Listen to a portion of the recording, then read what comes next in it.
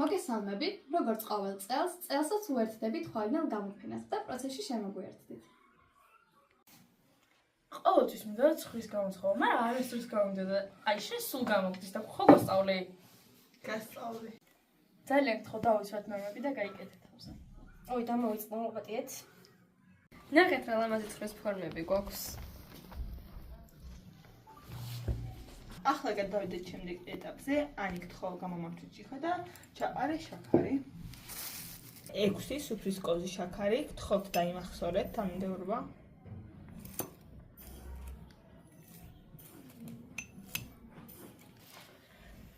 სამ კვერცხს უნდა დავუმატოთ 6 სუფრის კოზი შაქარი. ახლა ეს ავია და ეს კოსოვენ დაგდა.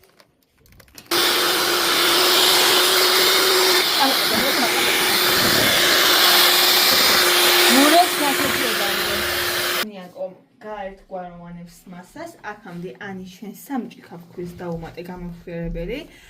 სანამ ნიაკო მასას ერთგვაროვანს გახდის, ანი შენ მანამდე სამ ჭიქაფქვილს დაუმატე გამოფხვრიებელი.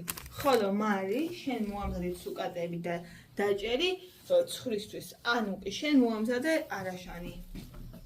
დავიმეორებ, სამ ჭიქაფქვილს დავუმატოთ გამოფხვრიებელი.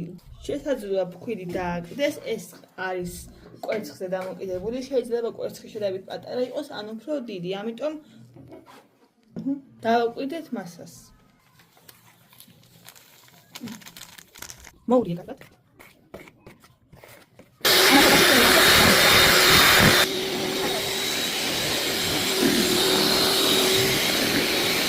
ანი ახლა ეტალურია დამატე არაშანი კვერცხში.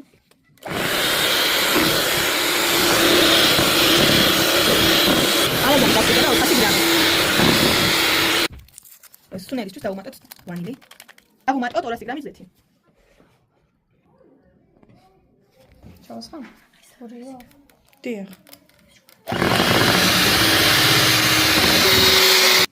ახლა ამოიღე მიქსერი და ფქვილი ავურიოთ კორსით. შეგახსენებთ, ფქვილში არის 1 კოლოფი გამახვილებელი. მარი დამიკავე.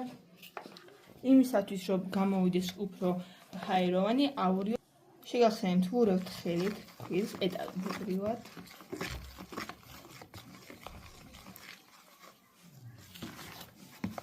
სანამ ეცომს ავურავთ, თქვენ ეს მომზადეთ ზეთით. დაამუშავეთ ფორმა, რომელ მიკროს. ხოლო ნიაკო შენ გასხურე ჩართე, რომ გაცხელდეს. კარგად წავუსვი, კუთხეები არ დაგჭირს. ნიაკო შეგახსენებთ 180 გრადუსზე 20-25 წუთი.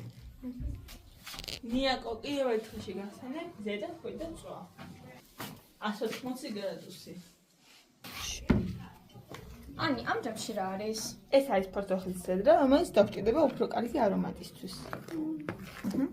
ამას დავუმატებთ ბოლოს. მომაწოდეთ ცუკატები. შეგახსენებთ ცუკატები დავჭერით და იმისთვის რომ არ ჩაგვიგდოს მასა და არ დაგვიმძიმოს. ანუ კი ფორმას თუ მზად გაქვს, გადმოინავთ აქეთ და ჩავასხათ მასა.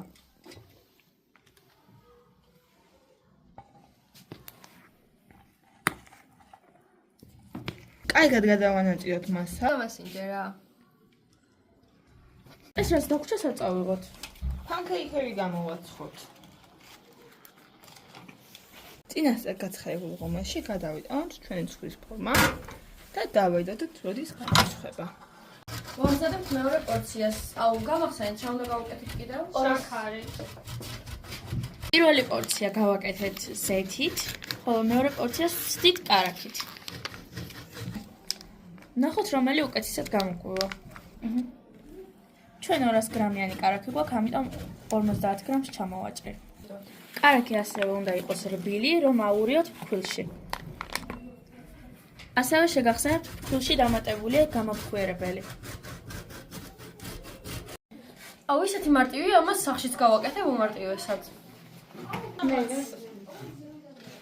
ამას უკვე ვცდით შიგთავსით.